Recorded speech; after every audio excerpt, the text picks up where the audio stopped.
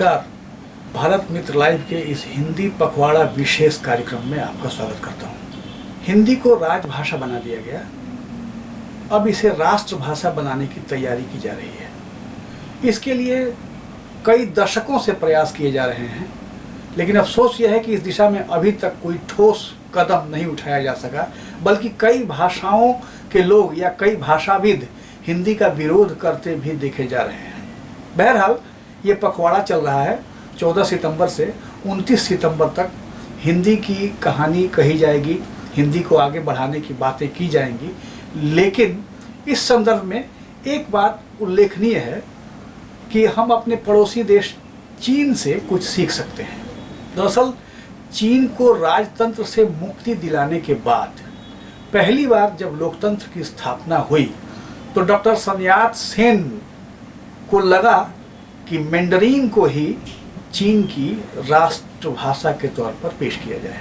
इसके लिए उन्होंने अपने सभासदों की बैठक बुलाई थी।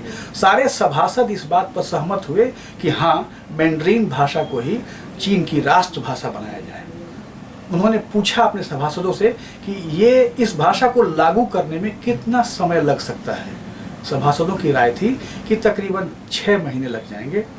और आपको जान के आश्चर्य होगा कि 6 महीने की समय सीमा जैसे ही उनके सभासदों ने उनको दी, डॉक्टर सन यात सेन ने उनसे कहा कि तब समझ लो कल सुबह तक 6 महीने की समय सीमा पूरी हो रही है, मतलब कल सुबह से ही मैंडरीन को देश की राष्ट्रभाषा बना दिया जाए। ये था हमारे पड़ोसियों का राष्ट्र प्रेम। हम इन घटनाओं से सबक ले सकते हैं। हिंदी को जिस तरह राजभाषा कहकर घसीटा जा रहा है, ये बहुत दुखद है।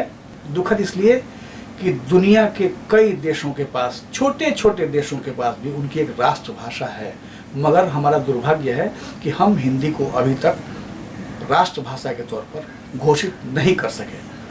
आइए हम जानने की कोशिश करते हैं। हिंदी की दशा और दिशा पर हमने संपर्क किया भारत मित्र की प्रकाशक और मुद्रक श्रीमती ममता वाजपेयी से।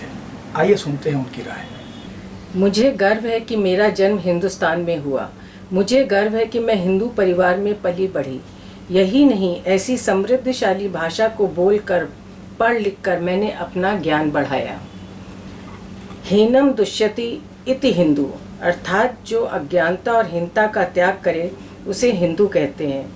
पूर्वोत्तर से हिमालय से लेकर दक्षिणोत्तर तक फैले देश को हिंदुस्तान कहते हैं। दैवीय तपोभूमि को दैवीय शक्तियों ने उपहार स्वरूप सुंदर भाषा भी प्रदान की। सभी हिंदी भाषाओं की जननी संस्कृत भाषा उस महासागर के समान है जिसकी धाराएं हमारे देश के सभी प्रांतों में बहती हैं, और देश के हृदय में हिंदी भाषा का प्राकट्य हुआ। यह हमारी राजभाषा है। यह दुनिया में बोली जाने वाली भाषाओं में 3रे नंबर पर है। लगभग 100 करोड़ लोग इस भाषा को समझते हैं और हिंदुस्तान में 60 करोड़ लोगों की बातचीत का माध्यम है हमारी हिंदी भाषा। 14 सितंबर का दिन हम सम्मानपूर्वक हिंदी दिवस के रूप में मनाते हैं। हमारे देश के सभी युगों का परिचय भाषा ही ने दिया है। उत्तरोत्तर संस्कृति की दशा बदली और मैथिली देवनागरी भाषाएं आईं। इस तरह संस्कृत भाषा का रूप और कलेवर बदलता चला गया। रामायण, गीता, महाभारत, भागवत आदि पुस्तकें हमारी अद्भुत संस्कृति की देन है। परमात्मा की दिव्यता समझाने वाले संत कवियों की कमी नहीं रही हमारे देश में। सूरदास, कबीर, रहीम, रसखान, अन्यान्य विद्वानों ने भक्ति भाव से उस समय को सराबोर किया। आगे चलकर खड़ी बोली हिंदी बोलचाल की भाषा बनी। उस समय भी विद्वानों ने ज्ञान का अथाह भंडार दिया। हर उत्थान के बाद पतन भी आता है। हमारी संस्कृति और भाषा मुगलों के आने के बाद मुंह के बल गिरी। उर्दू, अरबी, फारसी ने अपनी जगह बनानी शुरू की। संस्कृत भाषा लुप्त प्राय होने लगी। प्रांतीय भाषाएं मुखर रहीं। यही हमारा शुभ संकेत था। फिर अंग्रेजों का आगमन हुआ। उन्होंने हमें गुलामी की जंजीरों में ऐसा जकड़ा कि पूरा समाज दिशाहीन होकर उनके पीछे चल पड़ा। आगे जाकर शिक्षितों की भाषा अंग्रेजी और अशिक्षितों की भाषा हिंदी हो गई। लेकिन स्वतंत्रता मिलने के बाद पहिया पटरी पर फिर आया और हमारी भाषा को नवजीवन का संचार मिला। हिंदी भाषा परिष्कृत हुई और राजभाषा का सम्मान मिला। नई पीढ़ी को अंग्रेजी भाषा का सम्मोहन है। फिर हमारी शिक्षा प्रणाली भी अंग्रेजी का मोह भंग नहीं कर पा रही। यह भी ठीक है।